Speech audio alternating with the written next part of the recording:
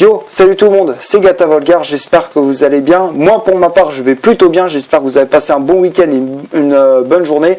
Aujourd'hui on se retrouve pour une nouvelle vidéo. Désolé du retard si je tourne ma vidéo plus tard que prévu, c'est tout simplement j'ai eu des petits trucs qui pouvaient m'empêcher. Que ça soit la caméra et tout, des repas de famille, bref, c'est pas ça le sujet de ma vidéo.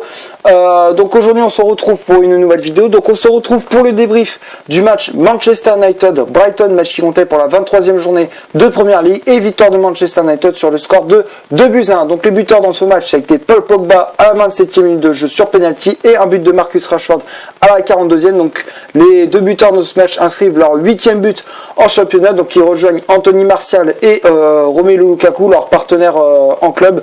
Donc Manchester qui s'impose sur ce score de 2-1. Donc ça a été un match où Manchester a dominé. Dans les 10 premières minutes, on a eu un petit peu de mal dans ce match. On s'est créé des occasions, mais elles n'étaient pas vraiment franches, quoi. On a eu du mal à s'imposer, mais quand même on a pu trouver la faille, et derrière ça a été le déclic. On a pu enchaîner les buts. Voilà, on a pu dérouler notre jeu. Voilà, donc globalement, pendant une heure j'étais plutôt satisfait du jeu. Mais bon, dans les 20 dernières minutes, le but de Pascal Gross à la 72e, du coup, on était obligé de cravacher comme des malades pour garder le score à 2-1. Donc je trouve que c'est un petit peu dommage de s'encaisser encore une énième fois un but. Mais bon, il faut que Solskjaer il arrête de titulariser Lindelof et Finn Jones. Je dis pas qu'ils sont nuls, mais que des fois ils ont des difficultés et tout. Donc c'est vrai que c'est pas les meilleurs défenseurs qu'on ait à Manchester. Ce qui serait bien, c'est qu'il fasse jouer Marcos Rojo, Eric Bailly, tous ces défenseurs là.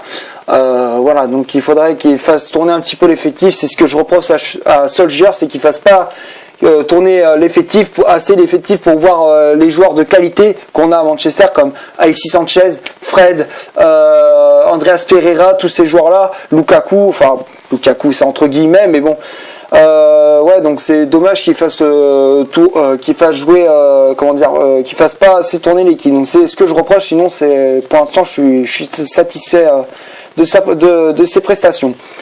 Donc on va passer maintenant à la composition d'équipe que Ole Gunnar Solskjaer a aligné pour ce Manchester United Brighton. Donc pour revenir aux occasions, ça a été dans les 20 dernières minutes, on était obligé de cravacher, et ça je trouve que c'est un peu dommage. J'espère qu'on va pas faire la même chose en Ligue des Champions ou dans les matchs qui vont suivre. Donc comme je disais, la composition d'équipe, ça a été un 4-3-3. Donc Solskjaer, le technicien norvégien, qui a aligné un 4-3-3 avec David De Gea dans les cages. La charnière centrale de Manchester United, c'était Victor Lindelof associé à Phil Jones, Ashley Young, latéral droit et capitaine de cette équipe de Manchester, Diogo Dalot, latéral gauche. Donc j'aurais préféré que ça soit l'inverse, que ça soit Ashley Young latéral gauche et Dalot latéral droit, mais bon, c'est Solskjaer qui a décidé que ça soit comme ça, mais bon, j'aurais préféré que ça soit l'inverse. Matic en poste de sentinelle, en numéro 6, Herrera et Pogba en poste de milieu relayeur, Rashford en pointe de l'attaque des Red Devils, Jesse Lingard ailier droit et Anthony Martial ailier gauche.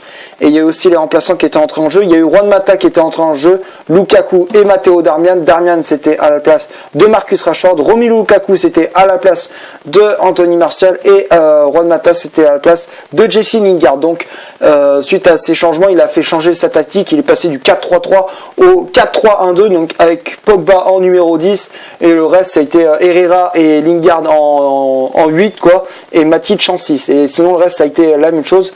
Mais ouais, et après les deux attaquants, le duo d'attaque c'était Rashford associé à Anthony Martial, et après Anthony Martial c'est plutôt Romelu Lukaku quoi, parce que après que Martial soit sorti, c'était Lukaku qui est rentré en jeu et rentré en piste. Donc du coup il voulait animer un peu plus l'attaque de Manchester, mais bon, ça a pas changé grand chose. Voilà. Mais sinon, à part ça, je suis plutôt satisfait des joueurs. Ils ont fait une bonne prestation, tout le monde a répondu présent, tout ci, tout ça. Donc c'est vrai que je suis assez satisfait des joueurs. Au classement, grâce à cette victoire de Manchester United, on est toujours 6ème, mais on est à égalité de points avec Arsenal qui s'est imposé face à Chelsea. Donc ça a été le choc de cette 23e journée. Donc Chelsea qui s'est incliné 2-0 face à Arsenal. Donc du coup, Chelsea qui perd du terrain, et ça fait gagner du terrain à Arsenal et à Manchester United. Donc du coup, on est à égalité de points avec Arsenal qui est 5e, et on est à 3 points de Chelsea 4e. Donc notre objectif c'est d'accrocher la 4e place, même si c'est pour les tours préliminaires de Ligue des Champions. Notre objectif c'est de terminer 4e pour qu'on se qualifie pour la Ligue des Champions et qu'on passe ces barrages pour se qualifier pour les phases de poule. Voilà, donc c'est ça notre objectif principal. Et après Tottenham, bon, c'est assez compliqué. Même si on les a battus le week-end dernier à Wembley, on a 7 points d'écart entre les deux équipes, entre Tottenham et Manchester. Il y a 7 points d'écart. Donc, mais bon, tout est encore possible. J'espère qu'on va aller le plus haut au classement. J'espère qu'on va aller en Ligue des Champions. C'est ça notre objectif. Voilà. Donc on va passer maintenant aux statistiques de cette vidéo. Donc les statistiques dans ce match, ça a été 20 tirs pour Manchester United, 20 tirs au total, dont 5 cadrés du côté de Manchester, 7 tirs du côté de Brighton contre 3 du côté dont 3 cadrés du côté de Brighton, 56% de possession de balle pour Manchester contre 44 du côté de Brighton, 507 passes au total pour Manchester contre 391 pour Brighton, 85% de passes réussies du côté de Manchester contre 79 pour Brighton, 11 fautes commises, une égalité parfaite de 11 fautes commises du côté des deux équipes, un carton jaune côté mancunien, 0 carton rouge des deux côtés, et aussi pour le carton jaune il y a eu 0 du côté de Brighton. Les hors-jeux, il y a eu un seul hors-jeu du côté de Manchester contre 2 du côté de Brighton, et 6 corners côté mancunien contre 5 du côté de Brighton. Bon, c'est vrai que dans les statistiques, c'est vrai que Manchester a nettement dominé ce match, que ça soit dans le jeu ou dans les statistiques. C'est vrai que Manchester a été nettement au-dessus des joueurs de Brighton, donc du coup ça a été, je dirais pas c'est un match à sens unique, mais on a dominé les débats. C'est ce qu'il fallait faire.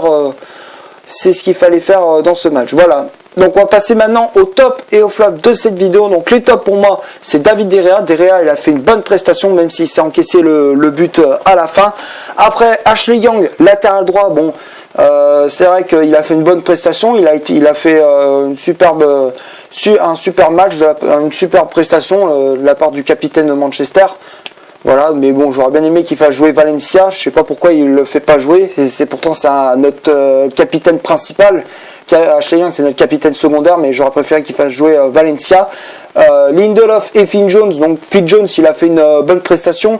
Lindelof, il a fait une prestation assez correcte. Bon, je les reproche eux deux par rapport au but de Kroos, mais bon, je vais pas trop leur en vouloir, parce que bon, ils ont quand même tenu la baraque tout le long du match. C'est ce qu'il faut faire, mais bon, quand même, je suis plutôt satisfait. Quand même, ils ont fait le taf, donc je vais pas en leur vouloir. Je vais pas en vouloir aux joueurs, enfin surtout aux deux défenseurs, donc voilà. Mais sinon, à part ça, je suis plutôt satisfait. Diogo Dalot, latéral gauche, donc j'ai fait une bonne prestation. Moi, je trouvais qu'il a fait un bon match de la part le latéral gauche portugais. J'ai trouvé qu'il était satisfaisant, agréable à regarder, enfin dans le jeu, bien évidemment. Après, Matic, Herrera et Pogba, les trois, ils ont fait un super match. Matic qui a été auteur d'une passe sur le but de Pogba, enfin sur l'action de Pogba où il a provoqué le penalty. Donc c'était intelligent de la part de Nemanja Matic d'avoir fait cette transversale vers le milieu français. Donc il a fait une bonne prestation. Pogba, pareil, il a été buteur sur penalty. Herrera, il a rapporté du plus dans l'équipe de Manchester. Rashford également, il a fait une bonne prestation, il a marqué même un joli but au passage de l'attaquant anglais. Donc j'espère qu'il va garder, j'espère qu'il va le garder. Après, Anthony Martial, il a fait une bonne prestation également. Offensivement, il a apporté beaucoup de vitesse, beaucoup de technique aussi. Donc c'est vrai qu'il a été important. Et ce qui est bien, c'est qu'il a prolongé son contrat jusqu'à 5 ans, un contrat de 5 ans avec Manchester. Donc c'est vrai, il a prolongé son bail. Donc c'est très bien. Et Jesse Lingard, il a fait une bonne prestation également. Donc je les ai trouvés, franchement, Manchester, ils étaient intéressants durant ce match. Et pour les remplaçants, Lukaku, Darmian et Mata, tous les trois, ils ont fait une bonne prestation, il n'y a rien à dire. Franchement, je suis plutôt satisfait. Voilà, donc c'est tout ce que j'avais à dire. Merci d'avoir regardé cette vidéo. Comme d'hab, si ça t'a plu, tu laisses un énorme like. Tu cliques ici pour t'abonner, pour rien de rater de mes vidéos. Tu cliques ici pour en voir une autre si tu le souhaites. Et moi, je te dis à la prochaine pour une prochaine vidéo. Ciao!